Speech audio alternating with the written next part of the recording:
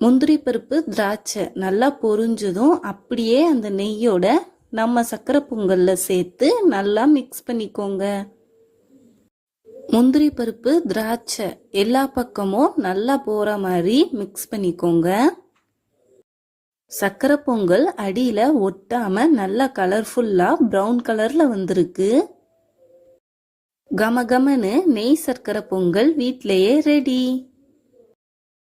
நாம இதுல ஏலக்காய் பொடி ஜாதிக்காய் பொடி ஆட் பண்ணியிருக்கோம். ஜாதிக்காய் பொடி சர்க்கரை பொங்கலுக்கு நல்ல ஃப்ளேவர் கொடுத்துருக்கு. சர்க்கரை பொங்கலுக்கு நெய் எவ்வளோக்கு எவ்வளோ அதிகமாக ஆட் பண்ணுறோமோ அவ்வளோக்கு அவ்வளோ சர்க்கரை பொங்கல் ஒட்டாமல் ஹல்வா மாதிரி நல்லா வரும். இந்த நெய் சர்க்கரை பொங்கல் சாப்பிட்றதுக்கு பெருமாள் கோயில் சர்க்கரை பொங்கல் மாதிரி இருக்கும். புரட்டாசி சனிக்கிழமையில